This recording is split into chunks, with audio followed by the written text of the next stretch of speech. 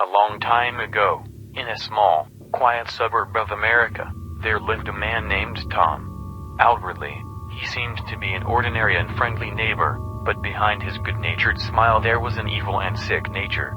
Since childhood, Tom has enjoyed the cruelty and torment he inflicted on animals and other children. Over the years, his need for violent actions began to grow, and he began to secretly follow young women, feeding on the fear and suffering he inflicted on his victims. He devised elaborate kidnapping plans to remain unnoticed, and carried his victims into the darkness of the night, where a terrible nightmare awaited them. Tom possessed an underground bunker, which he carefully equipped for his torment. In this gloomy place, the victims were trapped and powerless before his insane thirst for revenge. He mocked them, inflicting irreparable pain and suffering. Local residents were concerned about the missing young women, but the police could not find any evidence to link Tom to these crimes. Tom remained a skilled manipulator and skillfully hid his tracks. Pursued by Tom, Jake tried to get out of the dark tunnels, but each time he found himself in a dead end. He could hear noises behind him, Tom's ominous giggling, and he felt fear seizing his soul. Life and death were literally hanging by a thread, and he understood that time was working against him. Soon Jake discovered terrifying walls hung with the bloody footprints of Tom's previous victims. There were scary symbols and dark messages painted on them, which made his heart sink into his throat. He knew that these places served as a place of terrible rituals that Tom arranged over his victims. Climbing the abandoned stairs, Jake found himself in a maze of narrow tunnels, lit only by the dim light of distant lamps. Each step became more difficult, and fear made his heart pound harder. The tunnels were slowly shrinking, and Jake felt his breath catch in his throat. But even in this horror, he did not give up. He overcame every obstacle, skillfully avoiding the traps left by Tom. He was determined to reach the end, uncover the truth about the serial killer and stop him. Suddenly, a huge door appeared in front of him with the symbols of exactly the creepy cult that Tom served. But Jake didn't stop. He opened the door and faced a nightmarish sight.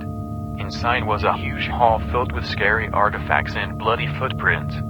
Jake's heart was pounding when he saw Tom, dressed in a black robe, sitting on a throne made of the bones of his victims. Behind Tom stood dark figures devoted to this gloomy cult. They performed terrible rituals, summoning the spirits of darkness and death. Jake felt fear and terror take hold of him, but he suppressed them, focusing on his mission. He started recording everything he saw in order to provide it as evidence to the police and bring those responsible to justice. However, his luck didn't last long. Tom and his followers noticed his presence and loomed over him like dark demons ready to destroy him. Tom's gaze was full of madness, and he wasn't going to leave a witness.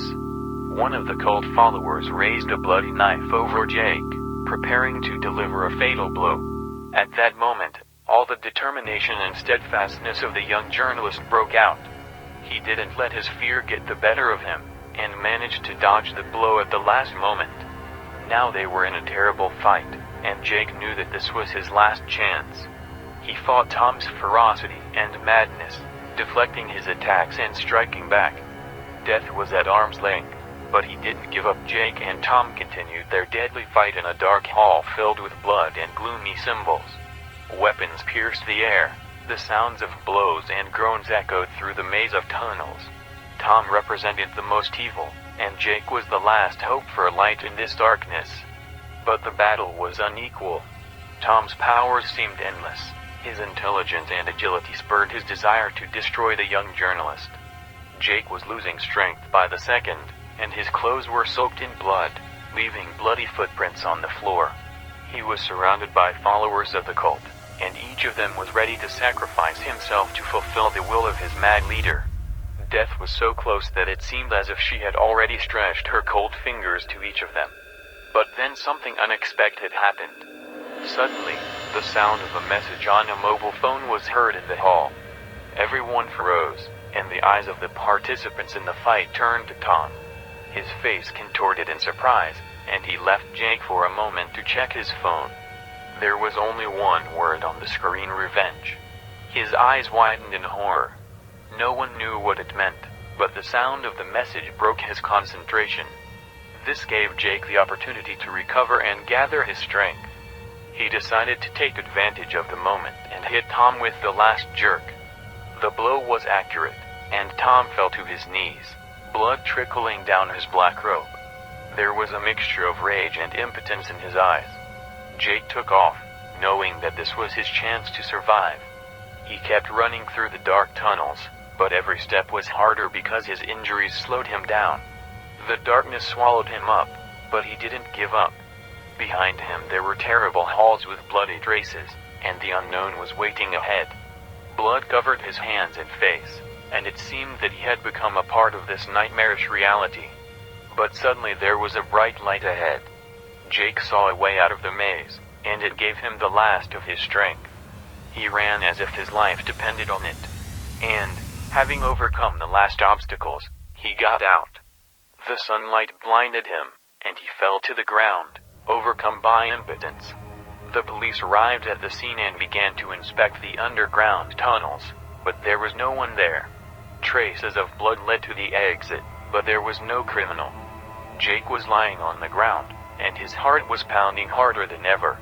He felt that every breath was getting harder, and blood was still flowing from his wounds.